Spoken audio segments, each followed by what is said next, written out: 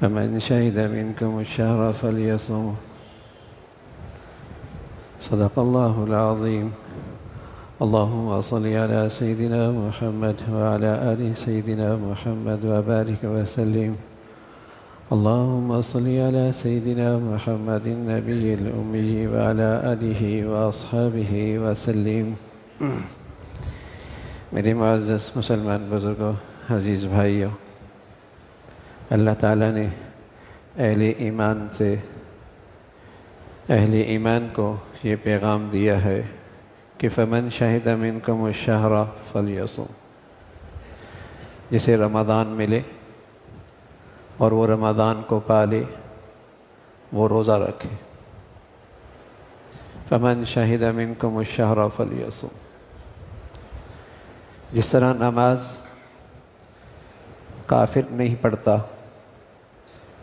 جس طرح زکوٰۃ مشرک نہیں دیتا، اسی طرح جو روزہ نہیں رکھتا اس کا اسلامی زندگی سے کوئی تعلق نہیں. کافر نماز چھوڑتا ہے.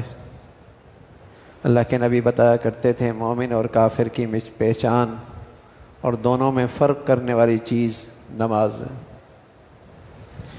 مشرک زکوٰۃ نہیں دیا کرتے تھے،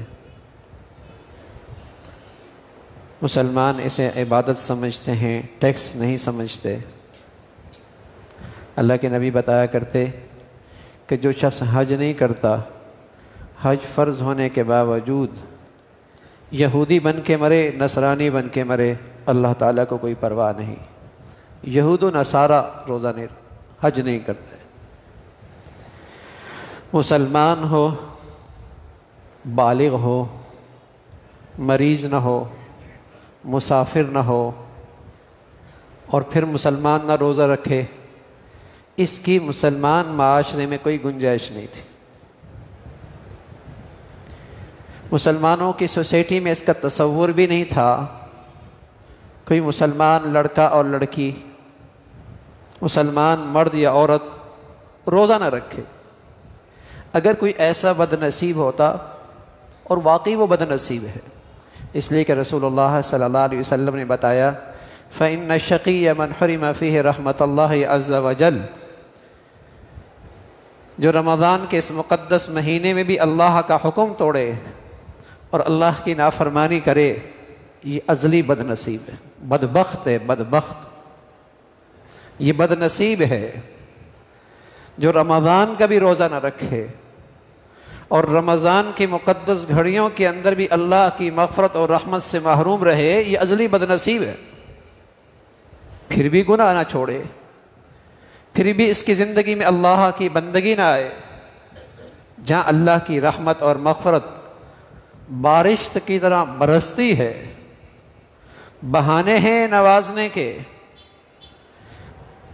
قدم قدم پہ رحمت کے بخشش کے فیصلے ہیں، کوئی بد نصیب آدمی ہے. اللہ کے نبی صلی اللہ علیہ وسلم شعبان کے بالکل آخری دنوں میں ممبر پہ تشریف لائے. ممبر کے ایک درجے پہ چڑھے، آمین فرمائی. دوسرے درجے پہ چڑھے، آمین فرمائی. تیسرے درجے پہ آئے، آمین فرمائی. آپ کا یہ معمول خلاف معمول تھا، آپ کا یہ عمل خلاف معمول تھا. صحابہ نے عرض کیا یا رسول اللہ، آج آپ کا انداز مختلف تھا، آپ کی مبارک زبان سے ہم نے یہ کلمات سنے، آمین آمین آمین. آپ نے فرمایا، پیارے رسول صلی اللہ علیہ وسلم نے فرمایا جبرائیل میرے پاس آئے تھے اور انہوں نے سب سے پہلے یوں کہا کہ بعودہ من ادرک رمضان فلم یغفر لہ قلت آمین. جبرائیل امین نے کہا وہ شخص برباد ہو جائے جو رمضان پائے اور پھر بھی اس کی بخشش نہ ہو. جبرائیل امین کی بد دعائی ہلاکت اور بربادی کے لیے کافی تھی. حضرت جبرائیل امین کی بد دعائی ایسے بد نصیب کے لیے ہلاکت اور بربادی کے لیے کافی تھی. فرمایا جبرائیل امین نے کہا بعودا من ادرک رمضان فلم یغفر لہ، رمضان ملے اور پھر بھی اس کی بخشش نہ ہو، پھر بھی اس کی مغفرت نہ ہو، پھر بھی اللہ کی رحمت سے محروم رہے، اللہ اسے ہلاک کر دے۔ رسول اللہ صلی اللہ علیہ وسلم نے فرمایا قلت، میں نے کہا آمین، اے اللہ ہلاک کر دے، اسے برباد کر دے۔ جبرائیل امین کا بد دعا کہنا ہی کافی ہے۔ ماں کی بد دعا، باپ کی دعا، کسی اللہ والی کی بد دعا، آدمی ڈرتا ہے اور ڈرنا بھی چاہیے۔ ماں کی بد دعا، باپ کی دعا، کسی اللہ کے نیک بندے کی بد دعا، ڈرتا ہے آدمی اور ڈرنا چاہیے۔ اور یہاں جبرائیل امین کی بد دعا، اللہ اکبر، یہاں بد دعا امام الانبیاء محمد الرسول اللہ، ان کی بد دعا ہے۔ پیارے نبی دعائیں بد دعائیں نہیں فرمایا کرتے تھے، اللہ کے نبی تو اس امت کے لیے ہمیشہ ہی دعائیں کیا کرتے تھے اور رو رو کے گھنٹوں اس امت کے لیے دعائیں کیا کرتے تھے۔ لیکن سوچئے، تصور کیجئے، وہ آدمی کتنا بد نصیب ہوگا کہ رمضان کی گھڑیاں پائے، رحمت اور مغفرت کے فیصلے بارش کے قطروں کی طرح، اور پھر یہ بد نصیب محروم ہو جائے جس کے لیے اللہ کے نبی نے بھی بد دعا کے لیے الفاظ کہہ دیے۔ کتنا بد نصیب ہو۔ اس لیے میرے عزیزو، اپنے بچوں کا خیال رکھو، اپنی بچیوں کا خیال رکھو۔ یہ اسکول کے بہانے پر، تعلیم کے بہانے پر اپنے بچوں کو بچاؤ، اپنے بچوں کو اللہ کی طرف لے کے آؤ۔ پھر جب بربادی سر چڑھ کے بولے گی، پھر آدمی روتا ہے، پھر چیختا اور چلاتا ہے۔ رسول اللہ صلی اللہ علیہ وسلم فرمایا کرتے تھے من رأى منکم منکرا فلیغیرہ بیدہ، جو آدمی اللہ کی نافرمانی دیکھے اپنے ہاتھ سے روکے۔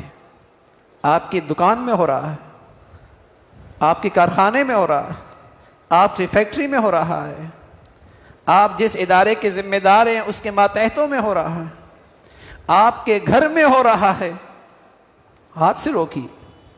ہاں، معاشرے اور سوسائٹی کے اندر ریاست کی ذمہ داری ہے، آپ ہاتھ نہیں اٹھا سکتے، لیکن بچوں کو تو سمجھا سکتے ہیں، اپنی بیٹی کو تو گھر سمجھا سکتے ہیں، اپنے گھر کے اندر بھی تو آپ بات کر سکتے ہیں۔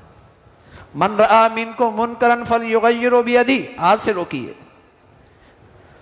ایسے رمضان کا روزہ فرض ہے، اسی طرح رمضان کا تقدس، رمضان کی حرمت، رمضان کا احترام، یہ بھی مسلمانوں پہ فرض ہے۔ من رأى منکم منکرا فلیغیرہ بیدہ فإن لم یستطع، ہاتھ سے نہیں روک سکتے، فبلسانی، نصیحت کیجئے، اسے سمجھائیے۔ فإن لم یستطع فبلسانی، درد بھرے الفاظ سے اسے سمجھائیے۔ فإن لم یستطع فبلسانی فإن لم یستطع فبقلبی، ہاتھ سے بھی نہیں، زبان سے بھی نہیں۔ رمضان کا تقدس پامال ہو رہا ہے، آنکھوں کے سامنے اللہ کا حکم ٹوٹ رہا ہے۔ فبقلبی، دل تو بے چین ہو، دل کے اندر تو تکلیف ہو، یہاں تو درد ہو۔ یہ اللہ کی نافرمانی اس انداز سے اور اس مقدس مبارک مہینے ان گھڑیوں میں کہیں اللہ کا غضب نہ اترے، کہیں اللہ کی کوئی ناراضگی نہ آ جائے، کہیں ایسی ہلاکت نہ آئے کہ ہم سب ہی اس میں حصے دار نہ ہوں، دل میں بے چینی ہو۔ رسول اللہ صلی اللہ علیہ وسلم نے فرمایا اگر یہ دل کی کیفیت بھی ہے تب بھی کسی درجے کا ایمان ہے، تب بھی کسی درجے کا ایمان ہے۔ میرے عزیزو، رمضان بہت بڑھیا چیز ہے، کائنات کے سب سے بڑے انسان اور جنہیں اللہ نے سب سے بڑا علم دیا، پیارے رسول صلی اللہ علیہ وسلم فرمایا کرتے تھے میری امت کو رمضان کا پتہ چل جائے کہ اللہ کی کیا رحمتیں، نوازشات، انعامات، برکتیں آتی ہیں، میری امت تمنا کرے اللہ سارا سال ہی رمضان ہو۔ رمضان کیا چیز ہے؟ ہم جیسے گناہگار بھی سر کی آنکھوں سے دیکھتے ہیں ایک دن کا فرق، ایک رات کی فرق، ایک رات کا فرق، ایک دن کا فرق، شعبان کے آخری تاریخ، رمضان کا پہلا دن، آپ دیکھتے ہیں جن کے دلوں میں ذرا بھی فطرت سلیمہ ہے، جن کے دلوں میں ذرا سی بھی نیکی اور اللہ کی اطاعت کا کچھ حصہ موجود ہے، وہ اللہ کے گھر کی طرف دوڑتی ہوئی نظر آتے ہیں، وہ اللہ کی طرف رجوع ان کی زندگیوں میں نظر آتا ہے۔ ایک دن کے فرق سے ایسا لگتا ہے چند گھنٹوں میں اللہ کی رحمت کا شامیانہ تن گیا ہے۔ ہاں، جن کے دل مسخ ہو گئے ہیں، جن کے دل مسلمانوں کے سے نہ رہے، جن کے دلوں میں شیطانیت نے پورے طور پہ تسلط جما لیا ہے، جن کے دل پتھر ہو چکے ہیں، کلا بل رانا علی قلوبہم ما کانوا یکسبون، گناہوں کی گندگیوں نے ان کے دلوں کو زنگ آلودہ کر دیا، پتھر ہو گئے۔ رحمت کی بارش ہے، مغفرت کے فیصلے ہیں، نیکی اور اطاعت کا ماحول ہے، لیکن یہ ایسے سنگ دل ہیں اللہ کے سامنے جھکنا پھر بھی نصیب ہے، اللہ کے سامنے جھکنا پھر بھی نصیب نہیں، ایسے بد نصیب۔ فَإِنَّ شَقِيَّ، اللہ کے نبی فرمانے لگے بدبخت، بد نصیب، یہ پھر بھی محروم ہے۔ ایسی رحمت بھری گھڑیاں، تو ایسی محرومی میرے گھر میں کسی فرد کے ساتھ ہو، یہ محرومی کوئی میرا بچہ، میری بچی، میرا گھر کا کوئی فرد اس سے محروم ہو، بڑا بھی شریک ہے اس جرم میں، بڑا بھی اس جرم میں برابر کا شریک ہے، مجرم ہے بڑا بھی، اس لیے کہ یہ فرض ہے۔ جہاں اسے اختیار ہے وہاں رمضان کا تقدس ضروری ہے۔ اچھے وقتوں میں جب مسلمانوں کے یہاں چھوٹے بچے جن پہ روزہ بھی فرض نہیں ہوا کرتا تھا اور ان کو کھانے پینے کی ضرورت ہوتی تھی، مائیں کہتی تھی بیٹے اندر کمرے میں چلے جاؤ، کہیں اوٹ میں چلے جاؤ، روزے داروں کے نظروں سے اوجھل ہو جاؤ، اس لیے کہ رمضان کا تقدس تو اس بچے پر بھی ہے نا، اس کو بھی تو سکھانا ہے۔ مسلمانوں کا رمضان کا یہ مقدس مہینہ آنا ہے، اس کی بھی ذہن سازی کرنی ہے، اس کی ابھی سے سوچ کی تعمیر کرنی ہے، روزے داروں کے سامنے نہیں۔ ٹھیک ہے تم عذر میں ہو، تم بیمار ہو، تم معصوم ہو، لیکن روزے کا تقدس بھی فرض ہے، رمضان کا تقدس بھی ضروری ہے۔ تو میرے عزیزو، بڑھیا مہینہ آ رہا، بڑھیا مہینہ آ رہا ہے، اور مسلمان جنہیں اللہ نے اس رمضان کی برکتوں کا اور رحمتوں کا اور مغفرتوں کا احساس اور اس کی سمجھ بوجھ عطا فرمائی ہے، وہ تو اس رمضان کے مہینے میں اپنی 11 مہینے کی دینی، ایمانی، روحانی کمزوریوں کا ازالہ کرتے، اپنی 11 مہینے کی جو کمیاں کوتاہیاں، ان بیماریوں کا ایمانی لحاظ سے، روحانی لحاظ سے، دینی لحاظ سے جو بیماریاں پیدا ہو گئیں، مسلمان تو اس مہینے میں اس کا ازالہ کرتا ہے۔ یہ تو نسخہ ہے، شفا ہے، رمضان کا یہ تو ایک تربیتی کورس ہے۔ گاڑی کی سروس اچھی ہو جائے، تازی لگتی نہیں لگتی، نئی گاڑی لگتی ہے۔ اہل ایمان کی سروس، ایمان کی تازگی، دین میں بہار، ایک نیا جوش و خروش، جو غفلت ہو گئی تھی زندگی کے مقصد سے، دوری ہو گئی تھی اللہ تعالی سے، جو بھول بھٹک گئے تھے، لوٹائے اللہ کی رحمت نے انہیں کھینچ لیا، اور وہ بڑھیا زندگیاں گزارتے، رمضان میں بڑھیا زندگی گزارتے ہیں، اور ایک نئی زندگی۔ میرے عزیزو، اسے ایک تربیتی کورس سمجھیے، اور تربیتی کورس میں طبیب جو نسخہ دیتا ہے اس میں گولیاں 3 ملی 2 نہیں کھاتا، 2 ملی 1 نہیں کھاتا، ایک وقت میں کھاتا ہے دوسرے وقت میں ناغہ نہیں کرتا، اس نسخے کو اہتمام سے استعمال کرتا ہے۔ جتنے گولیاں ہیں سبھی نے کھانی ہیں، ہر وقت پہ کھانی ہے، وقت بھی اور دوائی بھی پوری، اپنے انداز سے اسے تبدیلی نہیں کرتا کہ 4 لکھ کے دی 2 کھا رہا ہے، 3 وقت تک کہہ دیا 1 وقت کھا رہا ہے، پھر کہتا ہے صحت نہیں ملی. ارے میاں تم نے تو کیا نسخے کا حال کیا ہے، شکر ہے ہلاک نہیں ہوئے، کوئی اور نیا ری ایکشن نہیں آیا. نسخہ اللہ نے دیا ہے بھائی، اسے پورا استعمال کرنا ہے. دن کی عبادت، روزہ، تلاوت، دعائیں، رات کو تہجد قرآن کا سننا، تراویحوں کا اہتمام، دعاؤں کا اہتمام. اور سب سے بڑی بات، جب طبیب آپ کو نسخہ دیتا ہے اور آپ سے کہتا ہے کچھ دنوں تک آپ نے یہ میٹھا استعمال نہیں کرنا، آپ نے میٹھا استعمال، حالانکہ حلال ہے، آپ طبیب سے یہ نہیں کہتے ڈاکٹر صاحب یہ تو حلال ہے اور پھر بھی کیوں نہ استعمال نہ کروں. ارے میاں تیری صحت کے لیے کہہ رہے ہیں. اللہ نے رمضان کا یہ نسخہ دیا ہے، کھانا حلال، پینا حلال، ازواجی تعلق حلال، فرمایا روزے کے حالت میں اس سے پرہیز کرنا ہے. اب حلال چیز سے طبیب روک رہا ہے، آپ رک رہے ہیں، لیکن کوئی نادان آدمی میٹھے سے تو رک گیا، زہر کی چمچ لے لے، نسخہ بھی استعمال کر رہا ہے، ڈاکٹر نے جو پرہیز بتائی وہ بھی کر رہا ہے، لیکن زہر کی چمچ لے رہا ہے، ہلاک ہو جائے گا، ہلاک ہو جائے گا.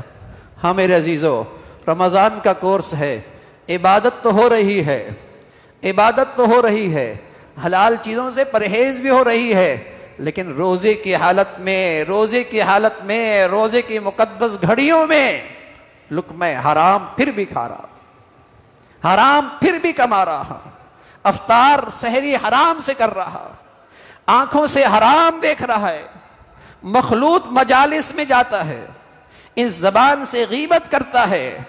ارے میاں حلال سے پرہیز کی، حرام کر رہا، حلال سے پرہیز کی، کھانا پینا چھوڑ دیا. اور جھوٹ ہمیشہ حرام ہے، غیبت ہمیشہ حرام ہے، خیانت ہمیشہ حرام ہے، لقمہ حرام کمانا کھانا حرام ہے، اس کا ارتکاب کر رہا. میرے عزیزو، سالہ سال سے روزے آ رہے ہیں اور چلی بھی جا رہے ہیں، کتنی تربیت ہوتی ہے. رمضان سے بعد، رمضان سے پہلے کی زندگی میں کتنا فرق آتا ہے. میرے عزیزو، یہ زندگی کی فرصت ہمیشہ نہیں رہتی. کہنے لگے یا رسول اللہ اذنی واوجز، مجھے نصیحت فرمائے، مختصر سی نصیحت فرمائے. آپ علیہ الصلوۃ والسلام نے فرمایا اذا قمت فی صلاتک فصلی صلاۃ مودع، نماز یوں پڑھا کرو جیسے تمہاری زندگی کی یہ آخری نماز ہو. اللہ کے نبی نصیحت کر رہے ہیں، نماز یوں پڑھو جیسے زندگی کی آخری نماز. ہر 2 گھنٹے کے بعد نماز آتی ہے. رمضان تو سال میں 1 مرتبہ آتا ہے، سال میں 1 مرتبہ آتا ہے. اور ان پچھلے 11 مہینوں میں میرے اور آپ کے کتنے پیارے جو پچھلے سالوں میں زمین کے اوپر تھے، آج من و من مٹی کے نیچے ہیں، آج من و من مٹی کے نیچے ہیں. عمر فرمایا کرتے ہیں، لوگ کہتے ہیں فلاں چلا گیا، فلاں چلا گیا، ایک دو دنیا کہے گی عمر بھی چلے گئے. ہم کہتے ہیں فلاں مر گیا اور فلاں بھی چلا گیا اور فلاں کا بھی انتقال ہو گیا. میرے عزیزو، دنیا کل ہمارے بارے میں بھی یہی کہے گی. اس لیے یہ رمضان یوں گزارو کہ اللہ کے دربار میں حاضری ہو تو شرمندگی نہ ہو، اللہ کے دربار میں حاضری ہو تو شرمندگی نہ ہو. اور ایسا گزارو کہ جانا رہ جانے سے زیادہ بڑھیا ہو. یہ ہے کامیابی، جانا رہ جانے سے زیادہ بڑھیا ہو، جانا رہ جانے سے زیادہ خوبصورت ہو. اور یہ ہو سکتا ہے اگر اس رمضان کی مقدس گھڑیوں میں عبادات کا اہتمام، تلاوت کا اہتمام، راتوں کے تہجد کا اہتمام، تراویحوں کا اہتمام، تراویحوں میں قرآن کا ذوق شوق سے سننا اور اپنے مالوں سے اللہ کے راستے میں خرچ کرنے کا مزاج بنانا، اور سب سے بڑھ کر پرہیزگاری، گناہوں سے بچنا، اللہ کی نافرمانی سے بچنا. بڑھیا رمضان بنائیے. جو یہ نسخہ جتنا بڑھیا اور اہتمام سے استعمال کرے گا، اتنا روحانی، ایمانی اور دینی لحاظ سے اسے صحت ملے گی. اللہ تعالیٰ یہ مقدس مہینہ ہم سب کے لیے بخششوں کا، برکتوں کا اور اپنے قرب کا ذریعہ بنائے. وآخر دعوانا الحمدللہ رب العالمین.